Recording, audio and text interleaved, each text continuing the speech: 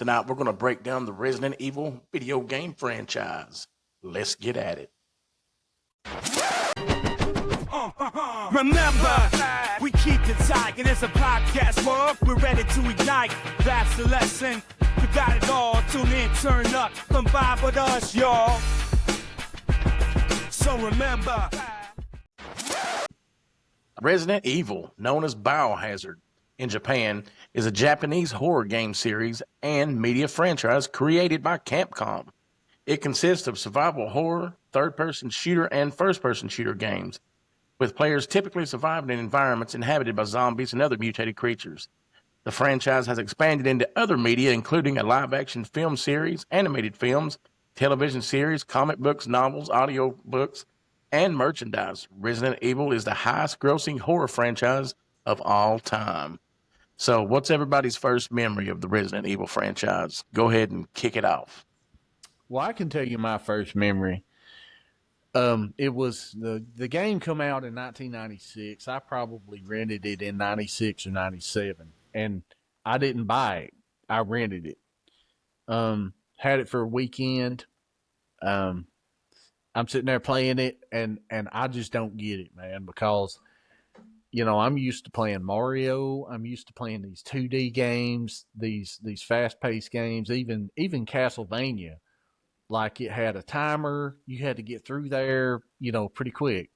Resident Evil was completely different, man. And with as cool as what I thought that it was, and I still do think that it's very cool, I was playing that game and I just did not understand how to play it. I didn't understand the mechanics. I didn't understand the story. I didn't understand how to, quote, quote, level up. And so it kind of fell flat for me the first time I ever played it, although I was very impressed with the graphics. It wasn't until I actually had a roommate in 1998 after I moved out of my mom's house. He had already played all the way through Resident Evil 1, and he had just bought Resident Evil 2. And I was working at Kmart at the time, and I would get off work, and I would come home, be about 10, 11 o'clock at night, and he would... I would basically watch him play it, and it was like a movie. It was like watching a movie. So my first initial reaction to Resident Evil 1 was I didn't get it. But then after I saw him play it, and I was like, oh, okay, you've got to go over here. You got to find this key. And then you got to use that key to open up this door that's going to open up the next part of this level. And you have to manage your, you know, ammo. You can't just go in blasting everything because you've got a finite amount of ammo. That's how you played this game. Okay, I get it. And then I really got into it. And so Resident Evil 2 for me is like the best Resident Evil 2 game ever made. Not the remake, the original. Corky, did you ever play it whenever it first come out? We talking Resident Evil 1? Yeah. Well, listen, I can remember I was over at our friend Mitchell's house, and I don't know. Well, first off, I've been a zombie fan since before it was cool to be a zombie fan. Before, you know, The Walking Dead and all that stuff came out. Respect. I remember watching Night of the Living Dead and just flipping my lid. So I've loved the zombie genre since the get. Now, you have PlayStation 1 coming out with this game called Resident Evil. And I was like, there's no way this can really be like you're actually having to survive. Because this was the first survival horror game. This started that whole genre. It was. So, yep. We had never had anything like that. Like you said, before that, we were playing Mario, Zelda, you know, all these platformers and stuff like that. So this blew my mind. I can remember walking up that, I think it was a hallway or something like that in part 1. You come up on the zombie that's eating the dead body laying there. And before listen, when Mortal Kombat come out, we was fighting over drops of blood and all this crap. Now all of a sudden, this dude's eating somebody's face. All right, that's right. So, and when that zombie turned around and look, I remember it turned around. It was bald headed and it looked at you, and it's like I was like, oh my god! Then you take off running from it, and then at some point in the game, see these dogs jump through the window. And I can remember Yeah. when those dogs jump through the window and start chasing you. That scared the crap out of me. So I fell in love with this game because, dude, not like it had to do with the zombie genre, and it was survival horror, which is as much as a horror buff as I am, this game blew my mind when it came out because it was everything I wanted to be in real life, but I could act it out on this game. You know what I'm saying? It was the first game that I ever played that actually had a jump scare. Like Right. It played like a just movie like in the some parts. dogs. Yes, just like the dogs, but busting through. It had cutscenes. I had Right. never seen cutscenes before. Like what we're playing Nintendo and Super Nintendo, they didn't have cutscenes. It didn't. No, It didn't go in between Mario levels, and Mario and Luigi walks up and they start having dialogue. We didn't no, have that. that You was know, unheard of, man. no. And so we're sitting there with as cheesy as what the voice acting was in Resident Evil 1. It was still like it broke so many barriers for new things that were coming out. And with as good as what Resident Evil 1 was, Resident Evil 2 come along and it actually took it to another level. Survival horror today is what it is because of Resident Evil when it come out. Exactly. Yeah. And what's interesting to hear you guys' takes on this is my perspective, because my first introduction to Resident Evil was actually Resident Evil 7. This came out back in like 2017, completely different Now, which than one how was you guys that? are describing. That was the So first person. this was a game following the character. Yeah, first person following Ethan Winters. I can go into this game here in a bit when we get through the series as a whole, but it's interesting to hear you guys talking about Resident Evil 1 and 2 back in the day, because what was significant about those games compared to what you have now, especially with the remakes, which I've played all the remakes. I love the games. They're so good, man. They're just incredible. But it's over-the-shoulder third-person perspective on those games. And Resident Evil 1 and 2, specifically Resident Evil 1, that was a fixed camera system. And I was looking into it a little bit, and I believe the game director said that he didn't really want the game to be like that. He was actually wanting the player to have more control over the camera because he thought it'd make you feel more immersed. But researching a little bit, a lot of people claim that added more of a sense of horror and suspense because you had that camera posted up in a corner.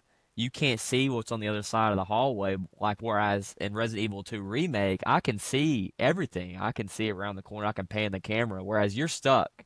And so I'm interested to hear what you guys thought about that back in the day, because it seems like that would be super suspenseful, not knowing what's coming around at the corner and you're kind of stuck in these weird angles. I feel like that'd make me feel on edge a little bit. And you're exactly right. Yeah, they nailed it, man. So the way that it was is exactly what you were describing. You had a camera that was posted up in a corner of a room somewhere, or if it was a big area, it would be kind of like a panoramic thing, kind of up above everything. And the sound effects on these games, you could hear the zombies breathing, and you could hear the zombies walking, and they were shuffling around, and you could hear them moaning.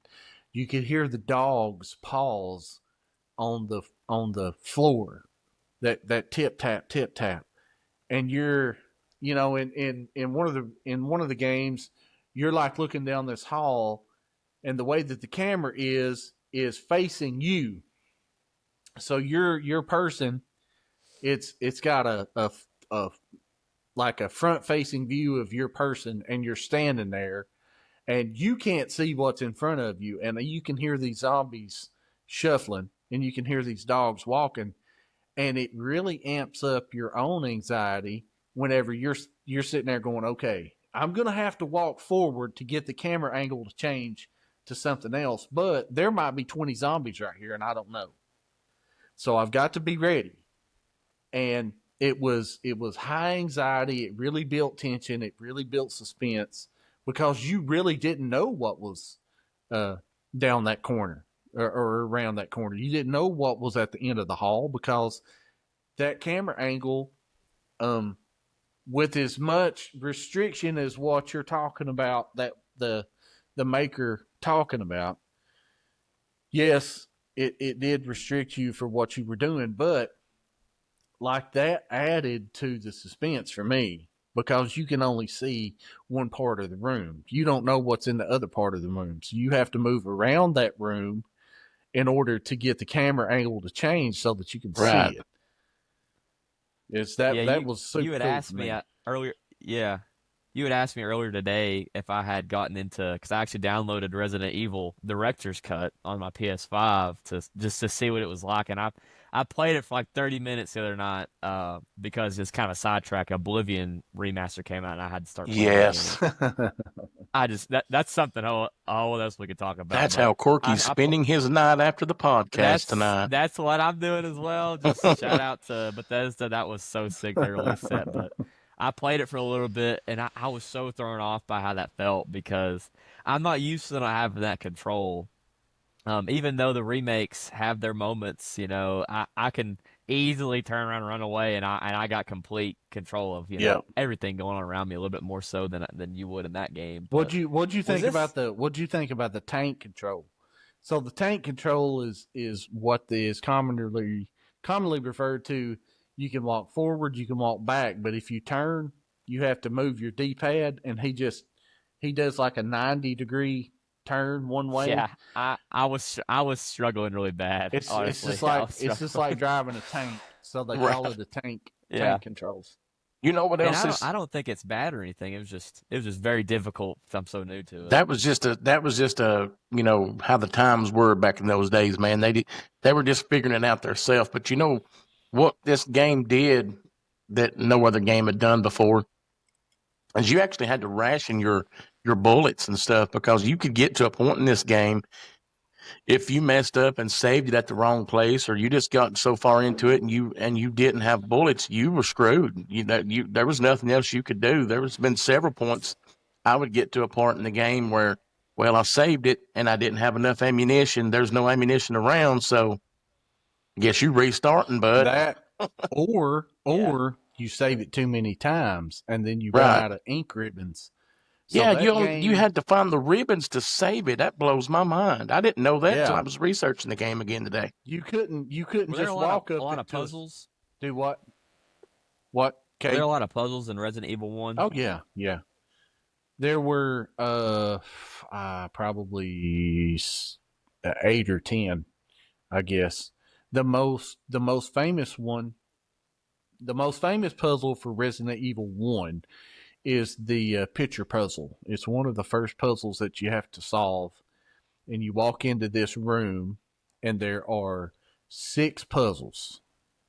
Or not 6 puzzles, but there's 6 paintings. And on each of the painting is a depiction of a person in a specific stage of life. So you have a picture of a baby and a picture of a toddler and a picture of a young boy and then a picture of a young man, picture of a middle-aged man and then a picture of an old man. And beneath each one of those pictures is a switch, and you have to know the combination uh, of pressing the switches. You got to press a certain switch under each picture at a certain time, or else if you mess it up, there's a bunch of birds that'll come down and attack you. And you at that point in the game, you don't have a whole lot of energy or basically life, I guess, because the way that game is set up is you have herbs and you heal yourself with herbs. So you don't have a whole lot of herbs whenever you first come to that room. And so if you mess up and don't do it in the right order, the right combination, those birds attack you, and then you could possibly die and have to restart the whole game. And that would Wow. suck. Yeah, Yeah. that would suck. And you have to That be would be really terrible. Yeah, careful about when you save, because what me and Corky were just talking about was you only have so many ink ribbons in the game. So the way that you save in Resident Evil 1, 2, and 3 is by finding typewriters. And these yeah, that's how it typewriters, is in the remakes. okay.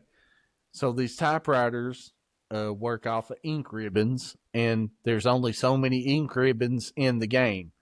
So really, there might be 15 or 16 ink ribbons in the whole game. Wow. So if you save 15 or 16 times and run out of ink ribbons, then that means that you have to play the remainder of the game without being able to save. So you have to be very careful and very selective about when you save and at what time you save and all this other. You also have to ration your ammo. There's only so many bullets that is in the game. There's only so many shotgun shells. There's only so many grenades that you can put in your grenade launcher. It's not like Contra. When you play Contra on NES, you have an unlimited amount of bullets. So, B shoots. So as soon as you drop down into the game and you're running, you're just mashing B just as fast as you can. Just shoot, shoot, shoot, shoot, shoot. You can't do that in Resident Evil because there's only a certain amount of a certain number of bullets that you have. Also, bullet placement. Body shots didn't do as well as headshots either. That's right. Headshots That's were right. key. That come into play more with Resident Evil 4. Yeah. Resident Evil 1, 2, and 3, it was really an auto aim feature. You held in R1 and then you pressed X to shoot, and you never So missed. out of the whole franchise, what's your guys' favorite one? For me, it's Brent, are you like me where you've only played the remakes, or Brent, did you play the original games as well? I'm kind of curious. Well, I was kind of in between what it seems like you guys were. So my first exposure to the Resident Evil series was Resident Evil 4. Ah, sick. So Resident Evil 4 would probably be my favorite one just because that's the one that I've played multiple times. You would think that the original Resident Evil games would be right up my alley because I love strategy games. I love all of this stuff that you guys are talking about like it has a fixed camera, so it builds the suspense. But the one thing I can never get behind is the controls. Like the game, I can't control my guy, so it doesn't matter how cool. It doesn't matter how cool the camera is, or how cool all these scenes are that's scary, or how cool it is that you have to save your ammo and save your ink ribbon so you can save the game. None of that matters if you can't control your guy. So I'm like running into walls and going backwards. I think that was a lot of people's complaint with the earlier games was like Daniel said, the tank controls. You basically was controlling a tank walking down these hallways and stuff like that. Another thing that everybody complained about in the early series was that every time you went through a door, there was like a little cut scene, right? And it wasn't long enough for you to do anything, and it wasn't short enough. Go ahead, bud. That was the loading. That's how they were disguising the loading screens. But that's the limits of that old hardware right there on that plastic PS1. Exactly. So it would still get frustrating. When you would go through a door. Yeah. Go ahead. But like you would go through a door and, I forgot to go get something. Then you'd have to turn around and go back through this cutscene again. And like, God, this is killing me, man. Yeah. See, this is kind of similar to how I was feeling when you guys were talking about Castlevania and the experiences that you guys had playing that game back in the day on some of the old hardware, because I know it's, cliche and stuff, but I mean, you guys got to experience this game like during a time where like there was no like social media. So like a lot of the big Resident Evil, events I kind of knew of going into the game because I'd seen it online because I've been a survival horror fan for so long. So when I started playing Resident Evil 2 Remake, I was kind of spoiled of some things because I saw it, but yeah, I just thought about that hearing you guys talk about the long load times and stuff. Because nowadays that would suck because people complain about the hardware not being up to speed. But I mean, the PS1 was still such a freaking sick console. So Kate, I have a question for you. The remakes, does it have the tank controls? No, brother. Okay. Let me tell you. So the remakes, I think would be more up my alley. You've got all the remakes, 2 and 3 are on Game Pass. Resident Evil 4 Remake is available for purchase. It's always on sale. But Corky had asked, favorite Resident Evil game. And Leon's my favorite character, so of course, you'd think 4 is my favorite, but dude, I probably have to say Resident Evil 2 might be my favorite. Nemesis. I'm No, so that that's Resident Mr. Evil 3. X, Oh, is it? yeah, I think it was Mr. X. That's the big bad in Resident Evil 2, Daniel. Resident Evil I think that's his 2, name. Let me check. there's actually two big bads in it, depending on who you play as. If you're Yeah, playing Claire or if you're playing as Leon, the big bad is William Birkin, and if you're playing Yep. as Claire, the big bad is actually Mr. X. Yeah. And you want to know what's crazy, Daniel? Is that's actually flipped in the remake. Oh, is that In right? the remake, yes. So, in the remake, if you play as Claire Leon, you of course get different, things that go on in the game. Leon's more involved with Ada in Resident Evil 2, whereas Claire is more involved with William Birkin's daughter. And the final boss in Resident Evil 2 remake is the Abomination version of Mr. X, and Claire goes up against William Birkin. But with what they did with the remake in Resident Evil 2, man, I know it's not the fixed camera, but just they were able to do something special with that game. So I can remember I chose Leon first because I mean rookie cop on the scene, first day on the job is fighting zombies. I mean, and this guy's his hair isn't getting messed up. I mean, he is the man. That's why I made my name Leon Kennedy in this call here. But the sound design in that game, the way that they, had the zombies laid out in the police station, I mean, Resident Evil 2. And I'm curious to hear what you guys, have to say about it. Because Resident Evil 2, a big part of that game was the track backs. Like, I would travel to the police station. I'd have to run all the way back to get something else in the very beginning of the police station. But the sound design and the layout of everything made it a really surreal and immersive experience. So, was Resident Evil 2, back in the day, was it this top-notch stuff for you guys? Because the remake for me it's one of my favorite survival horror games like ever. Well, let me just tell say. you about Resident Evil 2. Like I said, I was roommates with the guy who had bought Resident Evil 2. PlayStation 2 had just come out. It hadn't been out for very long. Resident Evil 2 had just come out. It was brand new. I didn't know anything at all about Resident Evil 2. I had rented Resident Evil 1, when I was in high school, and I didn't get it. And so I sit there and watch that game being played. And I watched him play the entire game, and it was just like, for me, it was just like watching a movie. Because I got to see this character, run around and doing all the backtracking, and he would have to solve this puzzle. And he had to go get this key to unlock this door that opened up, this. And then he would have a run in with an NPC. He would talk to like the mayor's daughter, or he would talk to the mayor himself, or he would talk to Ada, or, different things that was going on. And then after he beat the game, okay, and I wasn't used to this either, after he beat the game, then there was a whole other campaign that you could play on a different disc. And so there was I thought it was so cool because getting towards the end of the game, it's probably a little bit past the midpoint of the game. You go into this weapons cache and you open this locker. Yes. And in this locker, there is a side pack that you can carry 2 more items in your normal inventory list.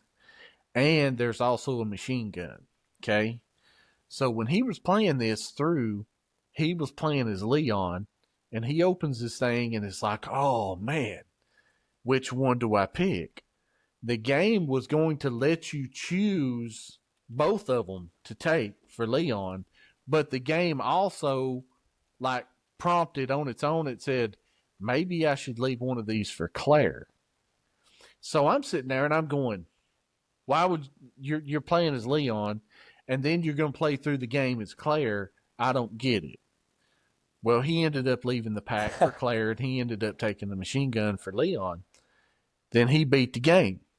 And then when he was playing as Claire and he was going back through, that pack was there, but the machine gun wasn't. And I was like, oh, man.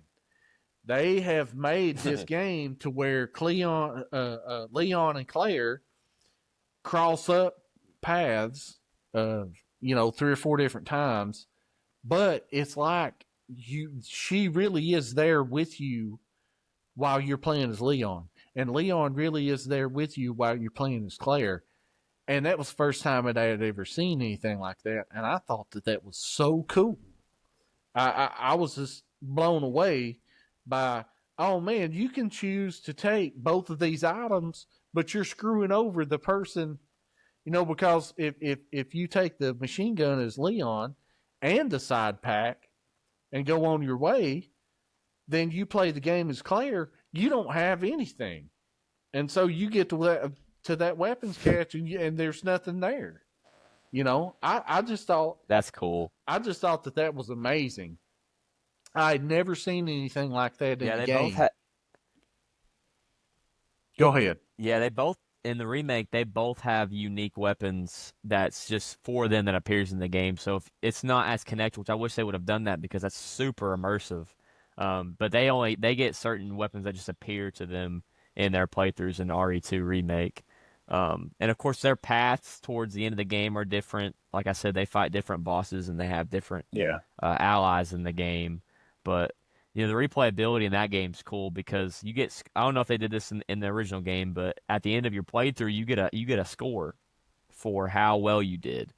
So if you save it too many times, if you die too many times, or your accuracy is bad, it'll give you a grade. And so it kind of gives you the sense of, okay, I want to go back and play this. I'm pretty sure they've done that in the original as well. That's sick. They did. That's sick. So That's a cool thing to do. The way that they did that in Resident Evil 1 and Resident Evil 2, and also in 3, but I'm more focused for this podcast on Resident Evil 1 and 2 because I know them so well and I love them. Yeah. But it was the amount of time that it took you to get through the game. So it scored you on that. So if it took you too long in game time, your score was reduced. The number of saves, your score was reduced if you saved it too many times. The number of times you died, if you died too many times, then your score was reduced. But in Resident Evil 1 and 2, you have first aid sprays. So the normal way of healing yourself in the Resident Evil games, especially in the earlier versions, is through the use of herbs. So you can take a green herb and it heals you, a certain percentage. And you can take a red herb. And that's the same in the remakes. Well, you can take a red herb and mix it with a green herb and it heals you a little more. It give you all these herbs, but it also periodically give you a can of first aid spray. If you used the first aid spray, it would reduce your overall score.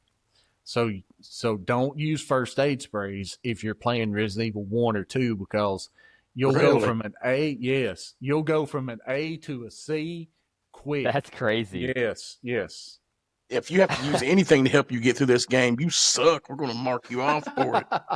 I don't know if they did that in the remakes, but the healing and the crafting is sounds pretty similar. I'll have to go back and look because I know that I got like a terrible grade because, dude, when I was getting chased by Mr. X, you want to talk about crapping my pants in that game because I saved as many times as I could because he was wrecking me, man. So I don't think I ever played that guy. I don't think I ever played through part 2. Part 2 is you asked. It's a great game, you asked man. what everybody's favorite Resident Evil game was. Mine, hands down, is Resident Evil 2 1998, the original PlayStation. Was it PlayStation 2 that was on, or PlayStation 1? It was PS2. What year? It was 98, so I'm pretty sure if it was late, 1. If it was 98, it might be PS1. It might be PS1 then. If it's 92, I think it was PS1, but it was 98. Resident Evil 2, a couple years after. Hands down, that's my second favorite game of all time. Second only behind Symphony of the Night. I can agree with that. I knew he was going to say that. Yeah. Listen, 1, 2, and 3 are great, but part 4 just was awesome. And then you probably don't remember this, Daniel and Brent, but the first time I played part 4 was at y'all's house. I don't know what I was doing. I was gonna say I don't know what I was doing, what I was even doing at your house, but you had a You just come over GameCube. to hang out. Yeah, you had a GameCube. You was like, check this out, man. And then we put that sucker in, started playing it, and all of a sudden this Jason Voorhees from part 2 with a chainsaw started chasing me. At the farm. Yeah. And bro, I was hooked from the get go. So Me and Brent were like 5 years old. I will tell you. I remember I No. bought a GameCube just to play that game. So The chainsaw guy is one of the scariest parts of any video game that I've played. Still is, just because he's so much faster than all the other zombies. And then the whole town starts chasing you. And that was like, in my mind, that was like a real zombie apocalypse, because all of a sudden you got this psycho with a chainsaw chasing you, which you've never seen in a video game before. Man, and then the entire village starts chasing you, man. You can't go wrong with that. For me, part 4 is probably hands down number 2 game of all time for me. Not only my favorite It's Resident Evil sick. game, number 2 of all time. So Resident Evil And 4. what makes it even cooler is Go ahead. go ahead, Daniel. Well, what I was going to say is Yeah, I was just gonna say that the Go ahead. we're too excited about this. I Yeah, can we tell. are. We're too excited. You go ahead. Say your piece, Cade. Say your piece. Yes, I was just gonna say what's cool about this is about this scene in particular is the virus here is a little bit different. In 2 and 3 and 1, we got zombies we're fighting against here, whereas in 4, these guys are a little bit more intelligent than the zombies, and so specifically in the remake, in this scene, when you're going up against these guys and you're trying to aim to shoot them, they'll actually move out of the way. They'll kind of shift a little bit. They have weird tactics they follow. And that whole scene where all the villagers are freaking attacking you. I mean, the first time I played it was a remake, and I was like, am I supposed to kill The all remake these was people? awesome. Oh, 10 out of 10. 10 out of 10. Golly I was bum. supposed to, am I I have supposed to not kill played these guys? the Resident Evil 4 And I was like, remake. I don't have enough ammo. So Daniel, you got to do it. back You in the got day, to. Resident Evil 4 on GameCube come out in 2005. It correct me if I'm wrong, but I'm pretty sure it was 2005. Brent, I took That's you, right. That's right. I took you in my pickup truck. You may have even still been in a car seat. You probably don't even remember this. But I took you in my truck and we drove to Best Buy in Knoxville. And we bought 2 games that day. We bought Resident Evil 4 on the GameCube and we bought Devil May Cry 3 for the PlayStation 2. And we got back home and we started playing Resident Evil 4. And I had never seen a harder first level in my life of playing. I died so many times playing Resident Evil 4 just in that village, and just playing in the village, that's the prologue of the game. Like as soon as you beat the village, that's when the big logo of Resident Evil 4 comes up. And then the game actually comes on. And I couldn't even get through the freaking town, okay? So I'll tell you this one story real quick, and it's funny. But me and Brent started playing Resident Evil 4, and we made it through the town. And I showed Corky, make it through the town, and we start playing in the game, and we start progressing. And you start running into this guy, this freak that comes up, and he's got all these gun parts, right? So I've got a handgun, and we start buying stuff to upgrade this handgun. And I upgraded to like this Desert Eagle, and I've upgraded it 3 or 4 times. Man, I've got this gun to where it can mow down just about anything, right? And all I need is more ammo. We've already played a couple of bosses. We're really into the game. And so Brent, he's old enough to play it on his own at this point, right?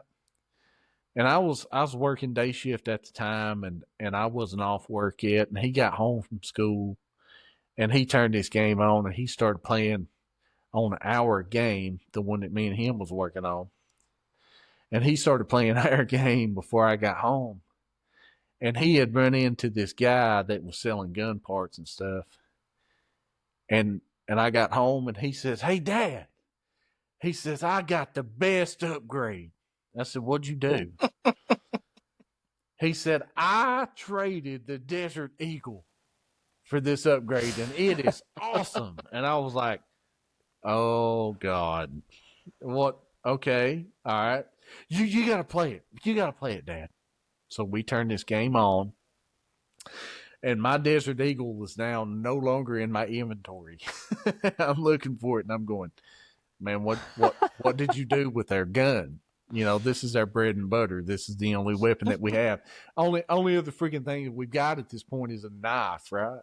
And we're halfway through the game, so now it's not just the villagers that we're fighting. We're fighting some heavy duty stuff, you know. And I pull up this rocket launcher that's empty. And he was like, "I traded the gun for the rocket launcher." And I was like, "You did what?" "Yeah, man, this That's messed rocket up, launcher." Brett.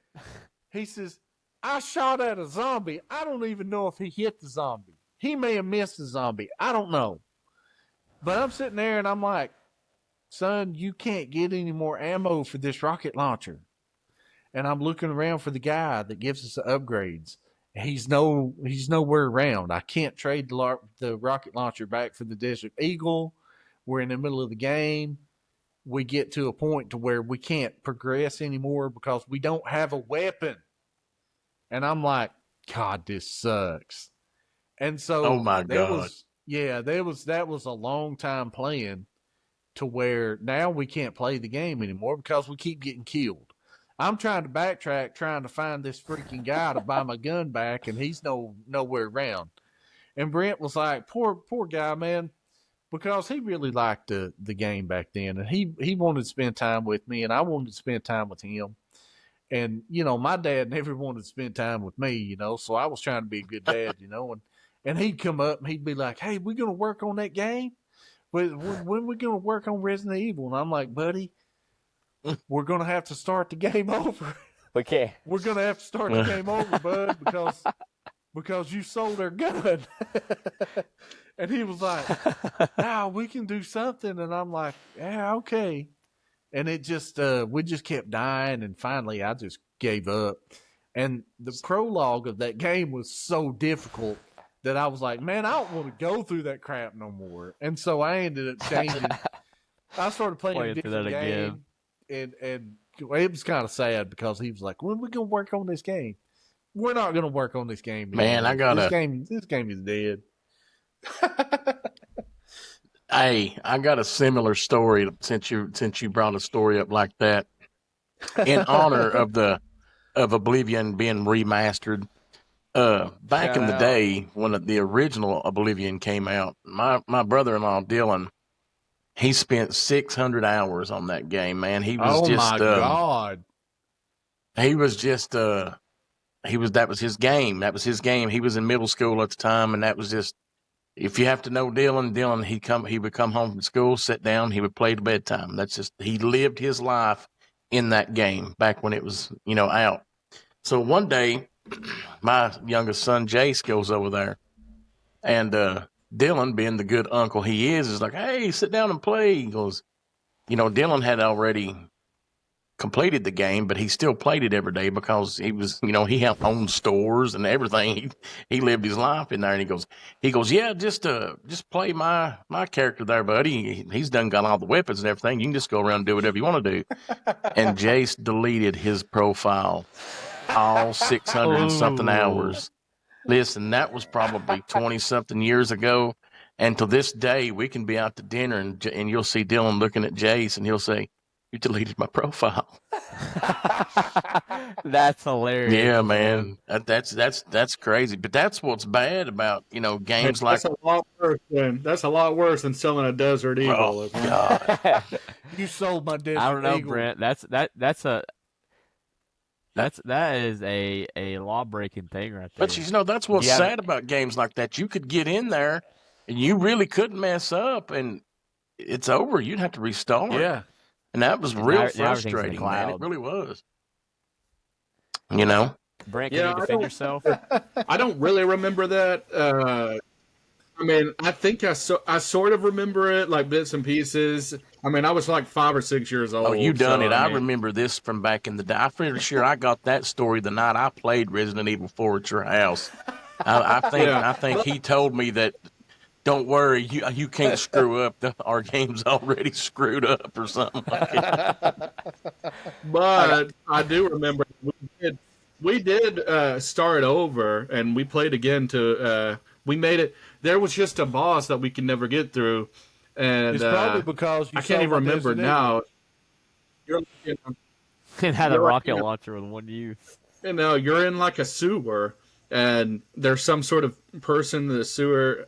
I can't remember. It's like dark in there. It's like I can't remember. We never could figure out how to beat him. This was after the Desert Eagle stuff. We had started over, and I don't know who that guy was, but we could never figure out how to beat him. I can't remember his name either. He was the final boss, can't. right? Sadler. Sadler was the final boss. I can't remember. Sadler, yeah. But I can't remember. Besides yeah, I that, remember I that- remember the priest. I would actually have to go back and replay Resident Evil 4 because, just like what Brent was saying, we got up to a certain point and we couldn't get past it, and it was either something that we didn't have, or maybe just wasn't good enough to beat whatever it was. But there was a certain point that we got to, and it was way before we got to the castle, to where you run into the dwarf, and the dwarf was doing stuff. It was right before we got to that part, and so it was something. Oh well, I remember Up. When it came to the beast, to that big giant. When it came to that big giant, you never could beat him. Well, but, that was Sadler's, we ended up Sadler's second-hand guy. That was that big bald-headed dude that looked like Rasputin with the big old beard. Yeah. Yeah. Well, no, I'm talking about the. Isn't there a big giant? There is a big giant that Leon fights. Yeah. It's after you leave the village initially, and a little bit after that. But I know you're talking about. And that's where if you save the dog at the beginning, the dog comes and helps you. So the Oh, dog comes and yeah. helps you Yeah. when You're fighting that big old fish. We beat the big old fish in the rowboat. We got In the lake? We got in the rowboat. That in was the lake, intense and in we the were getting remake. attacked by that sea monster, and we freed the dog. So the dog come up and it distracted the sea monster, and we was able to beat it. We got past that part. It was the part in between that and getting to the castle where the dwarf was. And it was somewhere in between there. We kept running into that bald-headed dude with the beard that looked like Rasputin, and he would kill us. And other than that, I can't tell you what happened because we didn't have our Desert Eagle and couldn't defend ourselves. Yeah, as far as I know, we never beat the game. No, But I that never game, beat the it was fun. Yeah. We had good. I had good memories playing. I know that. I mean, that was one of the go-to games after school. I would come back home and play. Yeah, Every so often. played That it and by like yourself, and then Devil sold May my Cry. Desert Eagle. And...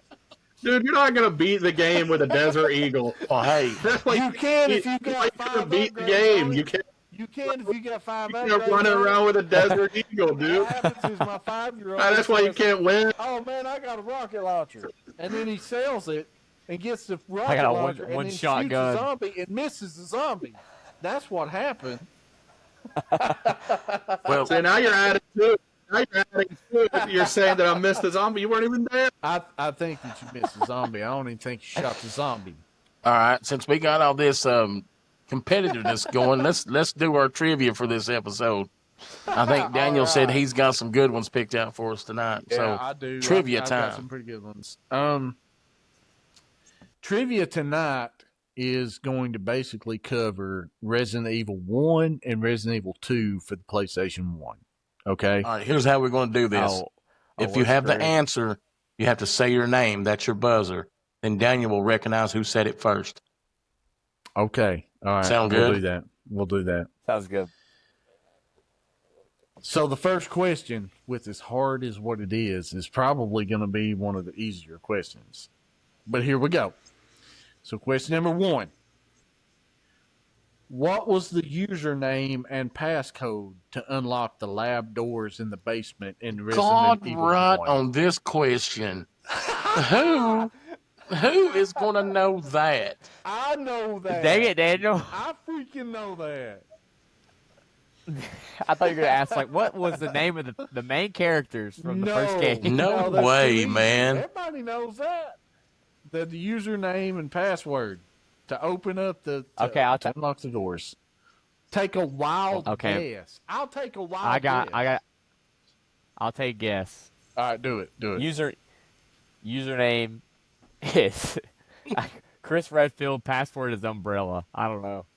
Okay, so you are wrong. Not even close. But I want to know sort of what on they the- are because Sort of What on the are right they? track. The username is John, and the password, Cade, is Ada. Because no way, girl. man. My John girl Ada. in Resident Evil 1 was an engineer, basically, and he was having an affair with Ada. And Ada at the time was an undercover agent, and she was trying to uncover basically the secrets of Umbrella, and she had gotten in very deep with John. And so John and Ada was the username and password in order to open up the doors. Yeah, well, I Before wasn't she even met close Leon, on of that one. course. Well, so if you remember playing the game, okay, there's a dark room that you go into the basement, and there's like an infrared light that you have to turn on, and there's a puzzle with that infrared light, and if you do it right, then you've discovered that the password is in fact Ada. So Yeah, that's question number there's no 1. way I would have known that And one. that's the easiest. I didn't know anything about John and Ada, so that was. There's going to be no way I can even guess on these. Yeah. Okay. Question number two. I actually have already said this earlier in the podcast if you were paying attention. Of course, I've said a lot in this podcast, so I've already said it. Question number 2. What year did the original Resident Evil 2 come Corky. out in? Go ahead, Corky. 1990. 98. Corky. I recognize Corky, Cade. 98. Corky gets the point. It's 98. I forgot the rules. I I knew you did. I about said it too. Cade down there, 98. I about said it too. I was literally like 2 seconds away from saying it. So far, after 2 questions, Corky 1 point. Cade and Brent 0. Yes. Question I'm taking number it tonight. 3. Question number 3. Who was the sidekick that was sometimes playable in Resident Evil 3? Cade. Cade, go. Okay. Do we need a timer? Was his name Carlos? Was his name Carlos? Carlos is right. Cade gets Oh, the point. way. Woo! Corky with 1 point. I'm Cade coming. with I'm 1 coming to point. get. I'm coming to get you, Corky. I'm coming for you. Brent, on with man, where you at, dude? I don't know anything about these games. You got to play them, son. All right, here we go. Let's see. We're on question number 4. What were the keys based on in Resident Evil 1? Cade. All right, Cade. What do you mean based on? Were they paintings? No keys. You had to find 4 keys in the game. What were those 4 keys based on?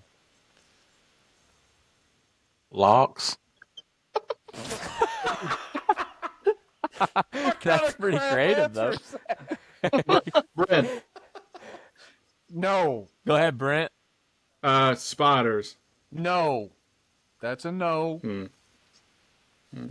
Can you give me like 10 seconds so I can Google it? Anybody? No, you can't Google it. Google it. The answer I is, honestly don't know. in Resident Evil 1, you had to find 4 keys that were based on a knight's outfit. You had to find a helmet key, an armor key, a sword key, and a shield key. I have no recollection of that whatsoever. Daniel That's with how these you made deep it questions. through the house. That's how you Daniel's made like, it through what? the house. They're like, what color was the door the third hour of the game? Most Yeah. doors were Through the red. hallway. Most doors were red. I think in Resident Evil 4, the keys do have some sort of spotter something with them. I just know in Resident Evil 4, so. you could get a Stein and you could get medallions to go in the Stein, and I thought that was cool. Yes. So, all right, we are now on question 5. We're still tied, right? The standings so Yeah. far: Corky 1 point, Cade 1 point, Brent 0 points. All right, question number 5. Oh He man. already knows we're not gonna get Question this one. number I'm going to 5. tell you, fellas. All right, here we go. Question number 5. What were the keys based on in Resident Evil 2? It's another key. Cade. Go, Cade. Okay. Are we talking about to get out of the police To station? get out of the police station, what keys did you need? So you find medallions, and they have like, I mean, you want to know like what's on them? You find medallions to insert into things that give I think you his a key. time's Yes. up. I think his time's up. I just can't remember what's on them. I know that there's like a horse, like a butterfly, or like You're, like a you're thinking unicorn. about the It's something- you're it's thinking something- about the new one. I'm talking about the original. oh yeah, oh yeah. Then I was 2 years older. I wasn't even a thought. So never mind. Corky, do you have any guess whatsoever? Flowers. That's a no. Brent, do you have a guess whatsoever? Say I'm spiders. gonna guess. I'm gonna guess. I'm gonna guess police uniform. That is a no. So the answer to this question, We're killing it. the answer to the question, what were the keys based on in Resident Evil 2, is a deck of cards. You have a club key, a heart key, a spade key, and a Yes! diamond key. Yes, I knew that. I was I thinking did about, not know that. Yes, because you had Y'all got That's to go in the back re- and that's play in some the remake. Resident Evil. that was in the remake. That's my bad. All right. Well, if you didn't get that, then you're definitely not getting number 6. Okay, number 6. What were the keys based off in part 4? What were the plugs on the electronic keypad based on in Resident Evil 2? They're plugs. You got to plug the plug into the keypad, and there's 4 of them that you have to find in Resident Evil 2. What are they? Are you talking? You're talking about Chess pieces. Okay. Cookie with the you got it. Chess pieces. That's what it is. Are you serious? I'm He serious. didn't say his name. I totally guessed. But I'll take the You're gonna point. try to get him on. Wait, you're wait, gonna try to get him on a wait. technicality. He didn't say his name, so I'd like to answer Oh, now. no man. way. Okay. Man, Brent. I'm just Okay, excited. got it. I'm just Brent. excited that somebody got this. Brent, go ahead. What? Chess pieces, bro. Everyone. I was gonna say chess pieces. That was gonna be my You guess. can Corky claim said that chess point, but we pieces. all know it was really mine. Corky says chess pieces. I give him the point. The Yes, chess Corky. pieces. The chess pieces were the knight, the bishop, the rook, and the king. And you had to go find these plugs in order to get into the sewer. You found all the keys to get around in the police station, and then you had to find all the plugs to get out of the police station and make it into the sewer. Okay, Nice. so we've got 2 bonus questions tonight. I'll go ahead and give you the first bonus question. Guys, be ready because you'll get this one, or at least you guys should. The bonus question: Name the 2 variants of viruses in Resident Evil 1 and 2. Corky. Corky? All right. We got the T virus. Yep. That's one of them. And there's another one. Yep, there's a second one. The Z virus. God, right. What? I didn't know there were No. 2. There's 2. Man, you get a half point. Kay, do you know the other one? So he already said the T virus, Yep. right? That's the virus from Resident Evil 1. So the other variant is found in Resident Evil 2. It's not the G, is it? The what? G virus. The G virus. G virus is right. So Kay gets a half point. What? Corky gets a half point. There's the T virus and the G virus. I've T never heard of the appears G in Resident virus. Evil 1. What is this, a That's Snoop G- Dogg man, video? Dude, have you never played Resident Evil 2? Hey, isn't the Veronica virus in number 3? No, that's Code Veronica. That's when I think that should be a point for me. He's that's when pulling out some Claire is more. on the island. That's basically Resident Evil 5 before Resident Evil 5 come out. But anyway, Oh, that game all was right. something. Second bonus question for redemption. Current standings. I think Corky has 1.5 points and Cade has either 1.5 or 2.5 points. 2.5. I think Corky's got Corky should have like 2.5. 2.5. Both And of I got you have 1.5. 2.5 points. Ooh. So I only have 1.5. this is well, Dang. He can hope this is just a to bonus tie me. question. So this is for the tie, Cade. Okay. Bonus question number 2. Name, name the colors and the uses of plants in Resident Evil 1 and 2. The colors and uses. Cade. Cade. So you had green. Green was for heals. Okay. And then you had the other one was, I believe, red or pink, and it was to cure poison.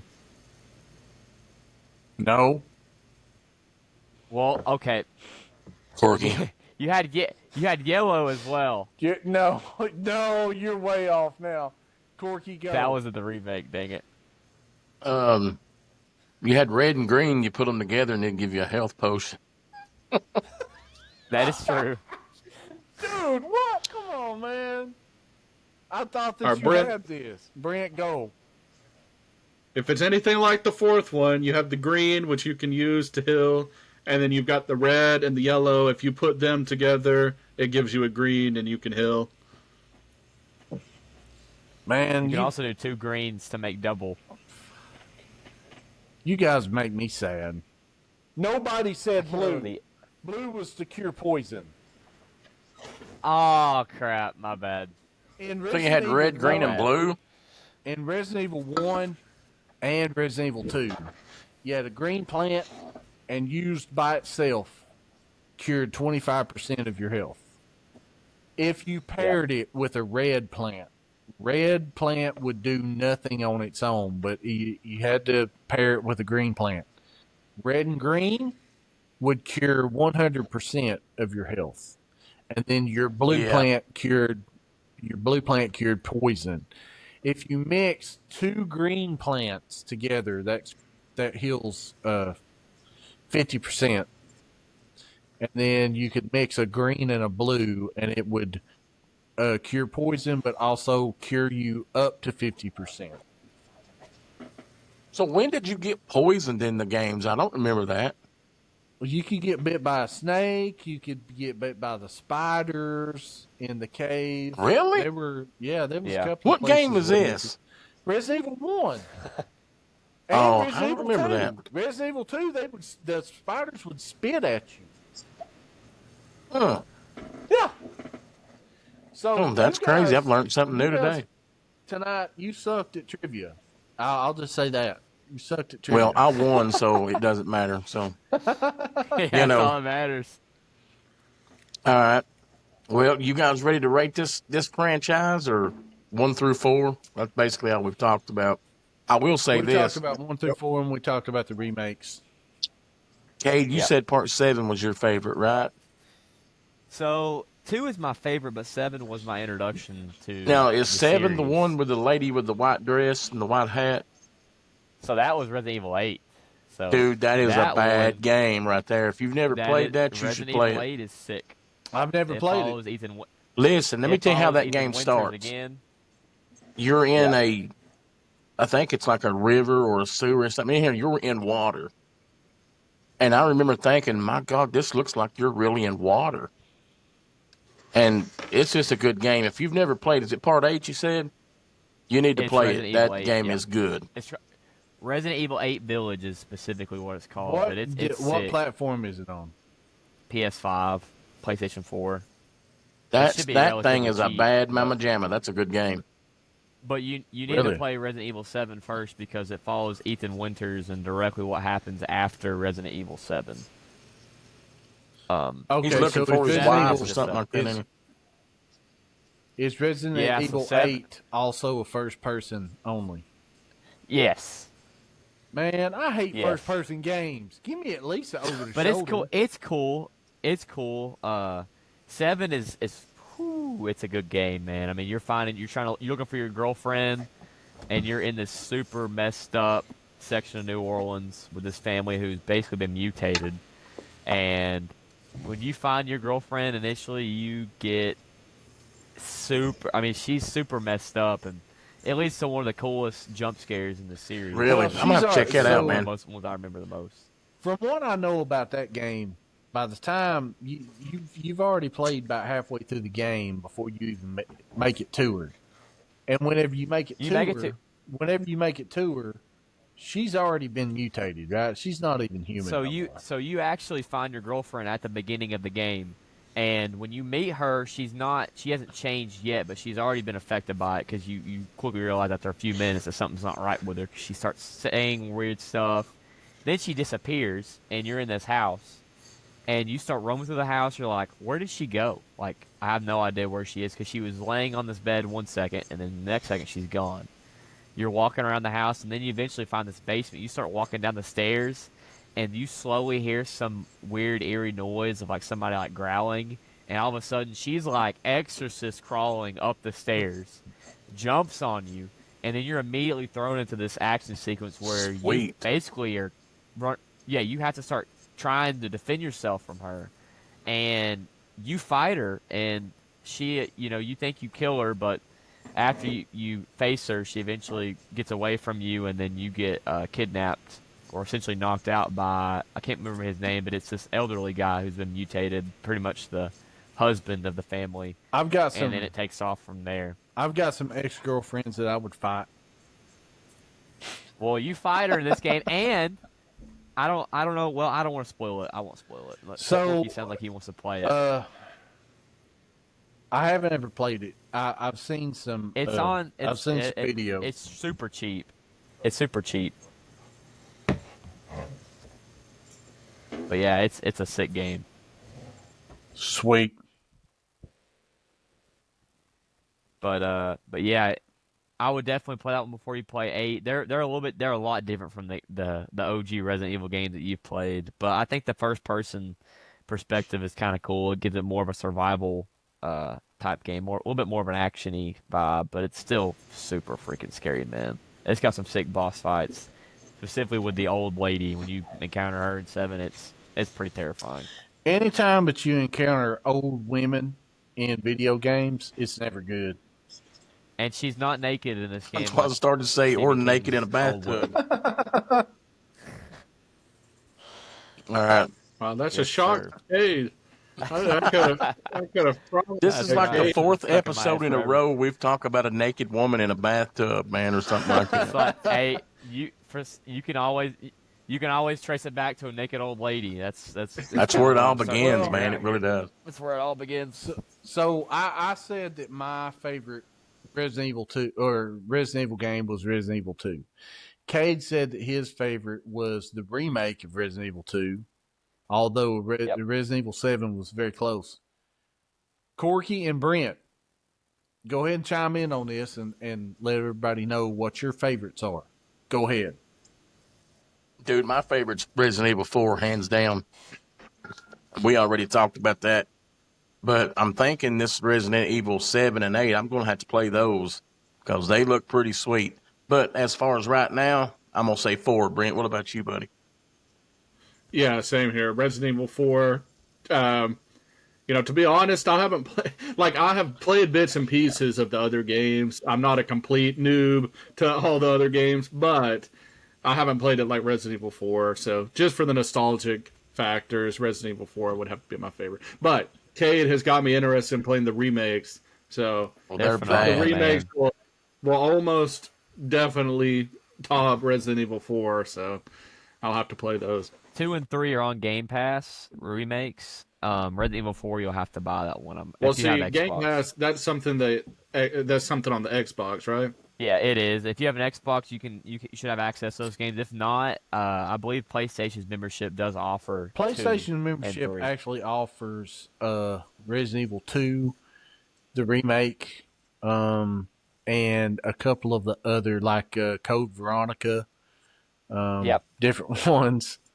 And the director's cut of the very first game. That's what I'm going to start playing this weekend and try to get into it a little bit. If I'm not playing Oblivion. Really, if you can find it, I don't know if you can find it on PS2. I've got it downloaded on PS3. The game is so good, I will let you borrow my PS3 just to play it. But you need to play Resident Evil 2, the original. It takes everything that was good about Resident Evil 1 and enhances it. It's like the second best video game that I've ever played in my life. It's that good. I really enjoy it. You can't beat the music. You can't beat the replayability on it. Dude, I could restart Resident Evil 2 like once every 3 or 4 months. Like, it's that good. I never get bored of it. It's just like Symphony of the Night is for me. It's good. Sweet. Oh, Yeah, I second that. Oh, yeah. On a side note, I did not know this, but they remastered Silent Hill. I want to check that out. I bet that's awesome too. So that's I just played that game, beat it a couple months ago. Oh, I bet it's sweet, ain't it? It is. So it is. Brent, have you played that game? No, I was going to say I have never played any of the Silent Hill games. Oh man, they're good. Is it scarier than Resident Evil? They'll freak you out a little bit more, I think. They're two creepier. Two is I'll like say that. It's a psychological, suspense. Whereas you got something like Resident Evil, a little bit more jump scares. You got zombies and whatnot. But it's like Silent Hill 2 is like weird, obscure monsters. In my opinion, Very Silent Hill psychological. makes less sense than what Resident Evil does. But in Silent Hill, basically in the first one, you're this guy who gets a letter from his dead wife. And his dead wife wants him to come to this town called Silent Hill. So he goes to the town, and he's got his daughter with him, and all of a sudden his daughter's gone. He has like a car wreck or something right before he gets there. So he survives the car wreck, and his daughter's gone. So now you're wandering through this empty town, and it's all foggy and stuff. And like every time that you start to figure something out, you'll wind up going into this hell type world. And everything is like really sadistic looking, and it looks like you're actually in hell. It's a really cool game. It's very psychological based. It's a little more puzzle solving and stuff. A little less action, I think, than what Resident Evil was, or at least in the fact of where in Resident Evil, you could be on one side of the screen and the monster be on the other side of the screen, and you could shoot it and you could hit the monster. In this one, you're just a regular guy. So if you're standing on one side of the screen and the monster's on the other, and you try to shoot the monster, you'll probably miss it because it doesn't have that auto aim type feature. But it's really, Silent Hill really 2 good. is pretty similar. It's a very it's weird got some action game. sequences. I played always Resident enjoyed Evil it. 1, or I played Silent Hill 1 and made it so far, and then I got stuck. So back in the day, Cade and Brent, you used to be able to go to Walmart or, uh, you know, GameStop, which Kmart. used to be GameStop used to be a place called EB, Electronics Boutique, Electronic boutique. and you could go to Electronic Boutique, I and never heard of that place. it's basically what GameStop is now, and you could buy a strategy guide.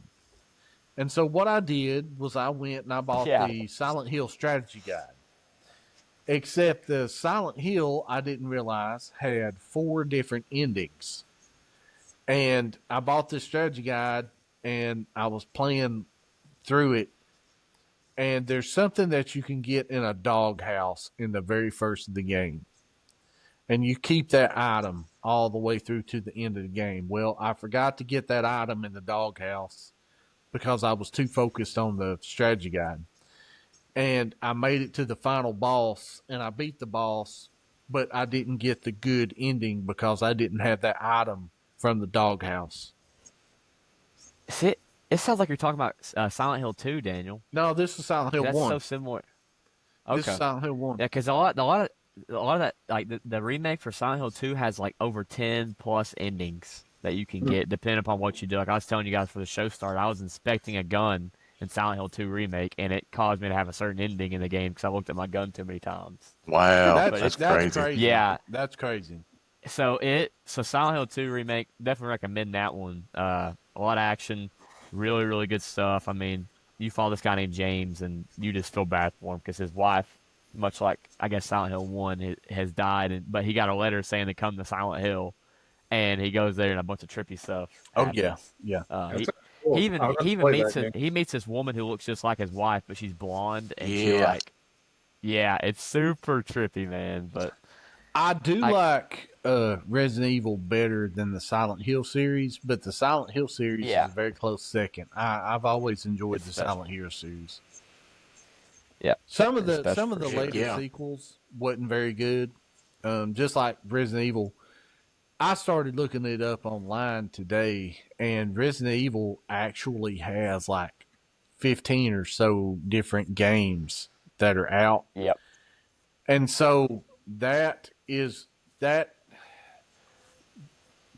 in reviewing all that stuff, not all of those games are very good. So you've got a couple of these Resident Evil games that are really super good, and then all of the other Resident Evil games that they put out were just kind of mediocre. So that affected the scores in the way that I scored it overall. So whenever we get into actually rating the franchise, I did it fairly. I rated the franchise, but then I went back in and I rated my favorite games out of it, and I got a better score. Well, speaking of that, you guys ready to rate this thing? We've been going for about an hour and a half now, so Yeah. let's go ahead and do it. rate it. Brent, do you know how we're going to rate this game, this franchise? Yeah, so this time we're gonna rate them 1 through 10. 1 being the lowest, 10 being the highest. We're gonna have 5 criteria. It's gonna be cultural significance, difficulty, replayability, overall enjoyment, and music. And we're gonna rate them 1 through 10. The difficulty, I believe we discussed that closer to 1 is more difficult, closer to 10 is less difficult. So that's how I rated mine. And then we'll take the average of all those scores, and that will be our overall score for the game. Oh, who wants to kick it off? Go ahead, Corky. You do it. I'm going to go ahead and tell you mine's simple. Go kick us This off. game, well, without going into everything, I basically going to give everything a 10 because not many games can take this place for Resident Evil franchise. As a franchise and as a whole, I'm going to give it a 10 out of 10. There ain't no sense in me breaking down everything. I give everything as far down to the music a perfect score because I love this game. So with me, this game gets a 10. Daniel, you go next, buddy. All right, I'll go next. So this is my whole franchise rating. So I had to include all the games that didn't really come up to par. Okay. Keeping that in mind, if you look at cultural significance, as far as video games and as far as the actual genre of survival horror, Resident Evil started all of that. It was the OG. Okay, so cultural significance for me is a 10. Replayability, depending on the game. Okay, and again, this is based on the whole franchise. Some games I could play every day. Some games I don't want to play again, ever. But the replayability ends up being a 7. The overall enjoyment is a 6 only because of all of the other games that just that like I said, they come out with 15 games in this series and over half of them suck bad. But there are the gems like Resident Evil 1, Resident Evil 2, 3, 4, the remakes. They even did a Code Veronica. They did a remake of Resident Evil 1 that came out on GameCube somewhere around 2003 or 4. Like those are what make it as high as what it is. It's all the other ones that actually drag that score down. So overall enjoyment for me is a 6 based on the whole franchise. But the difficulty, um, like what Brent was talking about, the lower the difficulty score is actually the easier the game. If the game is too hard, the hardest game would be like a 10. So I rated the difficulty as at a 4 because once you kind of figure out how to manage the game, how to manage your health, how to manage your ammo, then the game becomes a lot simpler than what it is. So difficulty's a 4. Music, I've always thought that the music in all of the Resident Evil games were pretty good, so I give it a 7.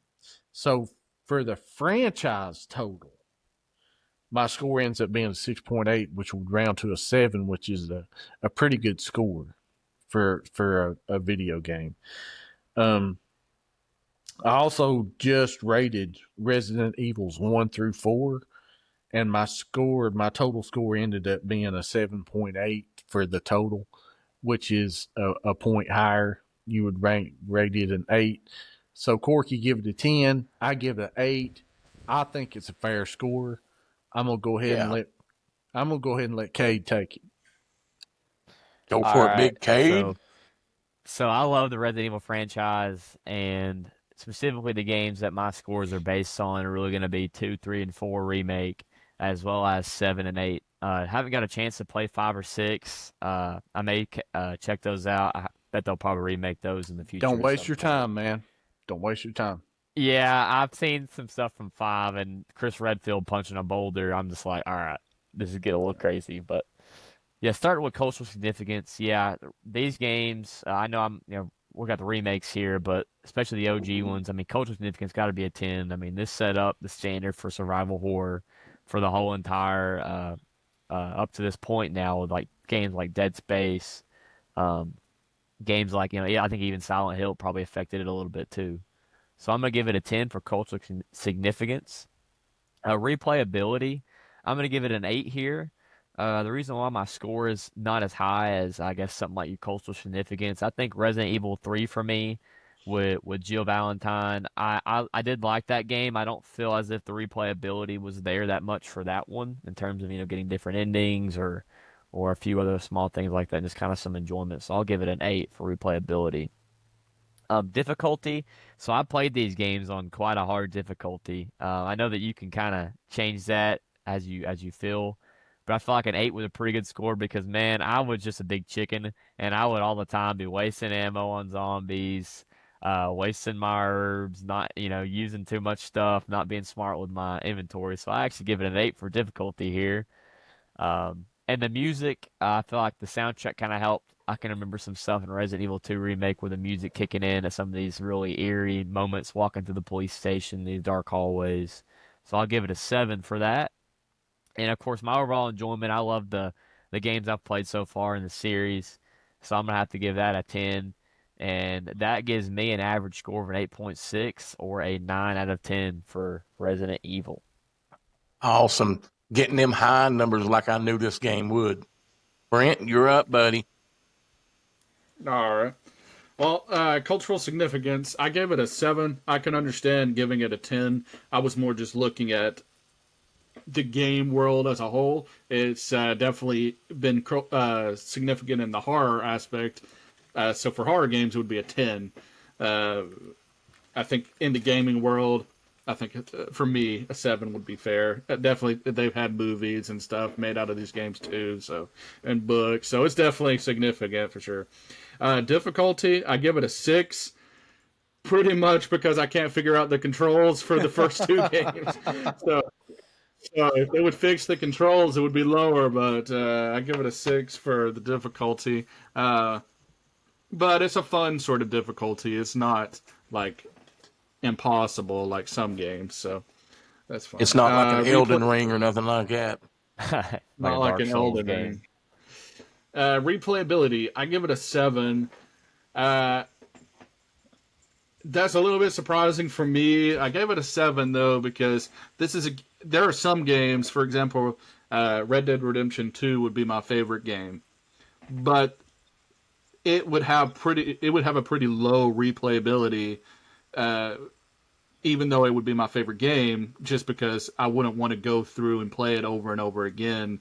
Whereas a game like football, like NCAA football, is going to have a super high replayability for me, even though it wouldn't be my favorite game, just because you can play it. This game, I'm thinking more about Resident Evil 4 since I haven't really played the others. But this is a game that you're going to throw on once a year, probably during October sometime, just to kind of get back into the Halloween feel. So I give it a 7. Overall enjoyment, I give it a 5. It's a good game. It's not one of my favorites, but the remakes may change that for me. The music, I give it a 7. I've always liked the music. I mean, it's nice and I like it. So I believe that brings me an average of 6, a score of 6. Rounding down, I think it was 6.4, so an average score of 6. Heck yeah. Well, guys, I think that's Resident Evil. What do you think? Yeah, that was sick. That gave us, I believe, an average of an 8 out of 10 overall. Yeah, that's what I was going to ask for. 8 out of 10, that ain't too bad, man. Resident Evil is one of those games to where, depending on what age you are, is going to be dependent on how well you like the game. And what I mean by that is, like, I was a teenager, probably 18, 19 years old. Well, actually, I was 17 whenever Resident Evil 1 come out. And it was groundbreaking. I come out with Resident Evil 2 in 98, and I was already, 18, 19 years old. So I was very much into gaming at that point. And so I come in at the right time or Resident Evil come in at the right time for me. You get into Cade and Brent, where if their parents wasn't playing Resident Evil, they probably didn't know about Resident Evil until they got 18, 19 years old themselves, which is when they start playing the remakes. So if you look at me and Corky, we're going, Resident Evil is close to a 10. Brent and Cade are going, okay, I played the remakes and I like them. Resident Evil's close to a 10. If you get into a generation that's kind of in between us, to where they didn't really get the good Resident Evil games, and they were coming out with the sequels and all of the other 15 that they come out with that wasn't real good. That generation might be like, what are you guys talking about? Resident Evil is just kind of okay for me. They come out with Operation Raccoon City, and they come out with this and that, that kind of fell on their face. So just like anything else, I think that Resident Evil is very much a generational thing, but it just so happens that we hit the generation gaps just right.